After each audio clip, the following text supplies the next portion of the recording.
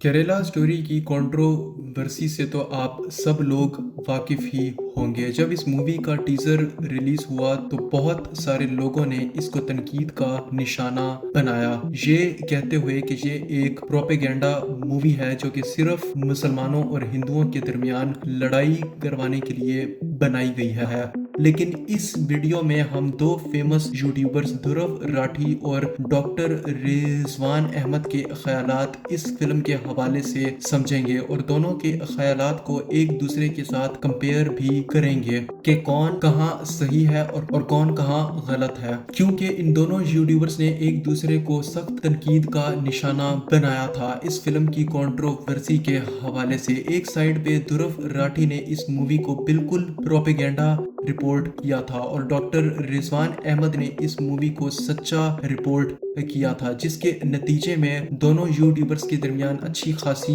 बहस हुई। और आज की इस वीडियो में दोनों के ख्यालात को गहराई से समझा जाएगा और इनको आपस में कंपेयर भी किया जाएगा कि कौन कहाँ सही है और कौन कहाँ गलत है। इस वीडियो में आप लोगों को पूरी तरह से समझ आ जाएगी कि कितनी सच्चाई और कितना झूठ है आखिर इस फिल्म में। आप लोगों की सारी कंफ्यूजन भी क्लियर हो जाएगी केरला स्टोरी की कंट्रोवर्सी के हवाले से।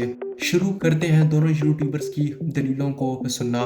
ध्रुव राठी साहब का सबसे बड़ा आर्गुमेंट था कि 32,000 का फिगर बिल्कुल गलत है। उनका कहना था कि ये फिगर 32,000 नहीं बल्कि सिर्फ 3 था और फिल्म में 32,000 का फिगर दिखाया गया है कि 32,000 औरतें सीरिया के रेगिस्तान में दफन हो चुकी हैं। लोग गए आईसिस को ज्वाइन करने इंडिया छोड़कर। यूएस की डिपार्टमेंट ऑफ स्टेट की रिपोर्ट ने बताया कि करीब 66 नॉन इंडियन ओरिजिन फाइटर्स थे जो आईसिस से एफिलिएटेड थे एज ऑफ नवंबर 2020। सही सुना आपने, सिर्फ 66। 2018 की स्टैट न्यूज ग्लोबल रिपोर्ट ने भी 60 का ही फिगर दिया था, तो ये नंबर उसके बड़े आसपास है। तो इस 60 के नंबर में से कितनी औरतें हैं? करीब 13 औरतें हैं। कितनी औरतें हैं जो केरला से हैं? सिर्फ 6 औरतें हैं जो केरला से हैं। इन 6 में से ऐसी कितनी औरतें हैं जिन्हें बाकी धर्मों से इस्लाम में कन्वर्ट किया गया? 3 औरतें हैं। इन 3 में से 2 क्रिश्चियंस थी और 1 हिंदू थी। तो जो फिल्म में दिखाया जा रहा है ये सिर्फ 3 औरतों के साथ असल जिंदगी में हुआ है और वो भी वैसे नहीं हुआ जैसे फिल्म में दिखाया जा रहा है। और यहां दावा किया गया है कि 32,000 औरतों के साथ ऐसा हुआ। यही है वो बड़ा झूठ दोस्तों। इस मूवी का टीजर जब रिलीज हुआ था उसमें आदा शर्मा ये बात फरमा रही थी। 32,000 गर्ल्स कन्वर्ट होके सीरिया और यमन के रेगिस्तान में दफन हो चुकी है। ध्रुव राठी कहते हैं कि जब फिल्म के डायरेक्टर और हीरोइन से सवाल किया गया तो उन्होंने जवाब दिया कि ये 32,000 औरतों की सच्ची कहानी है लाइव टीवी कास्ट पे। अब इसके जवाब में डॉक्टर रिजवान अहमद ने क्या कहा वो भी सुन लेते हैं। ऑलरेडी ऐसा किया जा चुका है। फिल्म में ये कहीं नहीं कहा गया कि 32,000 औरतों के साथ उन्हें कन्वर्ट करके ऑक्युपाइड लैंड ऑफ आइसिस भेजा जा चुका है।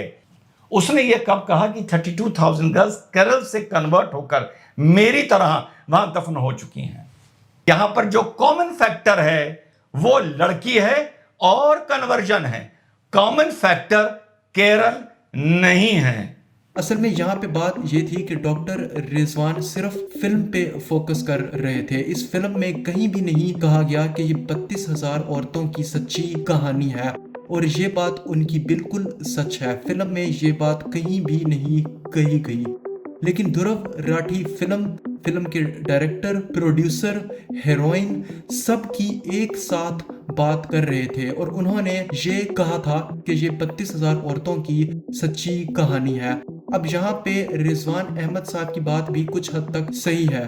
वो कहते हैं कि डायरेक्टर और हीरोइन की बातों को कौन सीरियसली ले रहा है। ये लोग कल को किसी और फिल्म में काम कर रहे होंगे तो बात सिर्फ फिल्म की करो, ना कि हीरोइन और डायरेक्टर की। पूछिए, अरे यार तुम डायरेक्टर की बात कर रहे हो प्रभु या फिल्म की बात कर रहे हो? तुम पहले एक बात तय करो कि तुम डायरेक्टर की बात कर रहे हो, कास्ट ने क्या बोला उसकी बात कर रहे हो, टीजर की बात कर रहे हो, ट्रेलर की बात कर रहे हो या फिल्म की बात कर रहे हो? मैं पहले दिन से सिर्फ और सिर्फ फिल्म की बात कर रहा हूं। अरे यार क्या हम लोग अपने आर्टिकल, अपने डिस्कशन इन हीरोइंस पर बेस करेंगे कि उसने क्या बोला और उसने क्या बोला? कल ये कोई और रोल कर रही होंगी। तो असल बात थी कि जब ध्रुव राठी ने इस बात का रिस्पॉन्स दिया कि ये आर्ग्यूमेंट डायरेक्टर के खिलाफ है, क्योंकि वो बीच में डायरेक्टर और हीरोइन की भी बात कर रहे थे, लेकिन रिजवान साहब सिर्फ फिल्म की बात कर रहे थे। अगला आर्ग्यूमेंट ध्रुव राठी साहब की तरफ से दिया जाता है, वो काफी सारे न्यूज आर्टिकल्स और रिसर्च सर्वेस दिखाते हैं, जहां कहीं भी ये मेंशन नहीं होता कि कन्वर्जन केरला स्टेट में हजारों की तादाद में हो रही है। कितने केसेस हैं? तो जो 180-200 केसेस का नंबर है, इसमें से 40 केसेस केरला के बताए जाते हैं। तो 200 इंडिया में, 40 केरला में, लेकिन ये नंबर हमें ये नहीं बताता कि एक्चुअली में कितने लोग आईसिस ज्वाइन करने गए थे, क्योंकि इसमें और आईसिस एफिलिएटेड लोग भी हैं, प्रोपेगेंडा फैलाने वाले लोग भी इंक्लूडेड। अब ध्रुव राठी कहते हैं कि इनमें से एक ऑलरेडी मुस्लिम थी, दो ने कन्वर्ट किया क्रिश्चियनिटी टू इस्लाम और एक ने हिंदू से इस्लाम में, मतलब कि सारे ब्रेन वॉश्ड भी हैं। तो दोनों भाई और उनकी दोनों बीवियां सारे कन्वर्ट्स, सारे ब्रेन वॉश्ड। अब इसके आगे रिजवान अहमद कहते हैं कि ब्रेन वॉश्ड और कन्वर्जन एक ऐसा बीमारी एग्जिस्ट करती है। ये बात ध्रुव राठी ने भी मान ली है। दो भाई, दो उनकी बीवियां, सारे कन्वर्ट, सारे ब्रेन वॉश्ड। इसका मतलब कन्वर्जन एज अ बीमारी एग्जिस्ट करता है and brainwashing as a बीमारी एग्जिस्ट करती है। कितना करती है? ये एक सिनेमैटिक लिबर्टी है। सिनेमैटिक लिबर्टी कहते हैं कि सच्चे वाकयात को थोड़ा सा फिक्शनलाइज करके मूवी में दिखाया जाता है, लेकिन वो होता सच्चा वाकया ही है, बस उसमें थोड़ा सा एनवायरनमेंट को फिक्शनलाइज दिखाया जाता है। ये बात रिजवान साहब की बिल्कुल ठीक थी और ध्रुव साहब को भी इससे कोई मसला नहीं था, लेकिन सिनेमैटिक लिबर्टी के साथ साथ वो ये कहते हैं कि सिनेमैटिक लिबर्टी का मतलब ये नहीं होता कि 3 के फिगर को उठा के 32,000 का फिगर बना दो। डायरेक्टर, फिल्म की एक्ट्रेस, इन तीनों ने रियल लाइफ इंटरव्यूज में क्लेम किया, ट्विटर पर कहा कि ये सच्ची कहानी है 32,000 लड़कियों की। इस चीज को सिनेमैटिक लिबर्टी नहीं कहा जाएगा, इस चीज को सीधा सीधा झूठ बोलना कहा जाएगा। यहाँ पे ध्रुव राठी साहब का पॉइंट भी बिल्कुल वैलिड है, क्योंकि सिनेमैटिक लिबर्टी में इंफॉर्मेशन को चेंज करना अलाउड नहीं होता। उस इंसिडेंट की जिस पे मूवी बनाई जा रही है, फिगर्स और फैक्ट्स को चेंज ही कर देना सिनेमैटिक लिबर्टी नहीं कहलाती।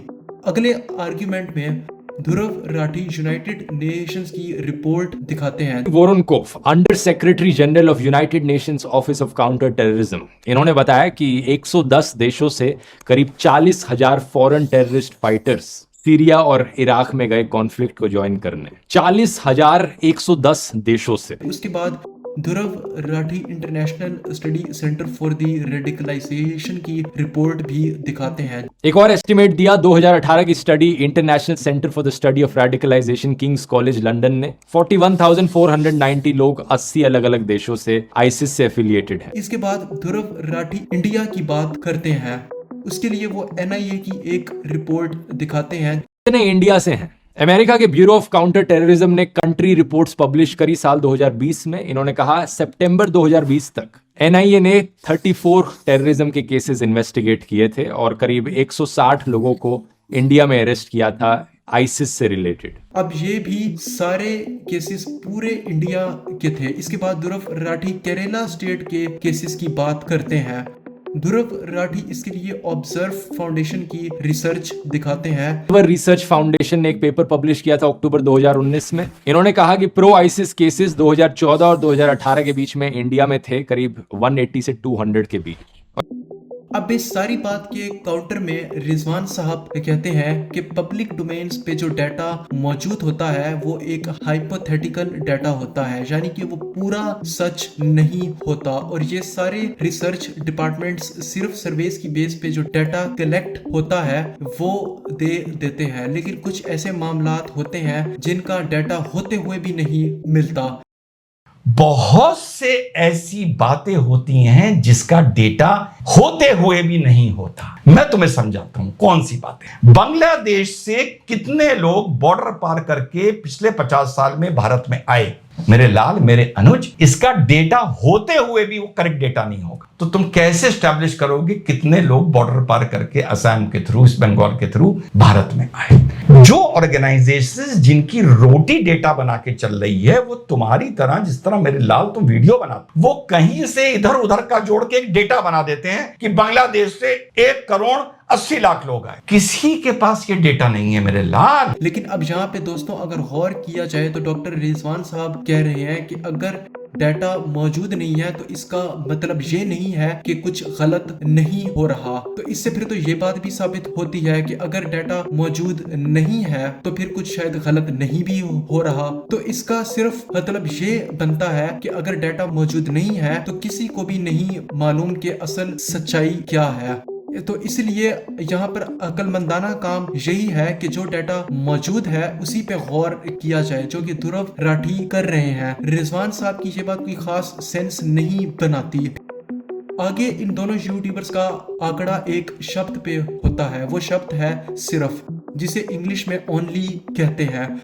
ध्रुव राठी अपनी पूरी वीडियो में जब भी इन 3 लड़कियों का जिक्र करते हैं तो वो सिर्फ शब्द बार बार इस्तेमाल करते हैं, जिसको डॉक्टर रिजवान साहब सख्ती से तनकीद करते हैं कि ऐसे सेंसिटिव केसेस में ये सिर्फ शब्द नहीं इस्तेमाल किया जाता। सेंसिटिव मुद्दों पर ये सिर्फ शब्द इस्तेमाल नहीं किया जाता। एक भी बहुत होता है, एक भी जो हाथरस का किस्सा हुआ वो बहुत था, एक बिल्किस बहुत। दोस्तों जब भी कोई बात सीरियस होती है और स्पेशली कोई क्रिमिनल केस होता है तो वहां पे मेरा भी मानना यही है कि सिर्फ जैसा शब्द इस्तेमाल नहीं किया जाना चाहिए, क्योंकि ये सिर्फ शब्द एक तरह से ये इंडिकेट करवाता है कि इस बात की कोई भी इम्पोर्टेंस नहीं है। जिस इवेंट के साथ भी अगर सिर्फ इस्तेमाल किया जाए तो ये इंडिकेट होता है कि उस इवेंट की कोई इम्पोर्टेंस या उसकी कोई अहमियत नहीं है। तो ध्रुव राठी साहब को सिर्फ शब्द हरगिज नहीं इस्तेमाल करना चाहिए था, क्योंकि ये बहुत सीरियस मामला है। 3 इंसानी जिंदगियां हैं जिनके साथ इस तरह से हुआ है। उम्मीद है दोस्तों आप लोगों ने ये वीडियो जरूर एंजॉय की होगी। प्लीज हमारी मेहनत को अप्रिशिएट करने के लिए हमारे चैनल जियो टीवी को जरूर सब्सक्राइब कीजिएगा। बहुत बहुत शुक्रिया।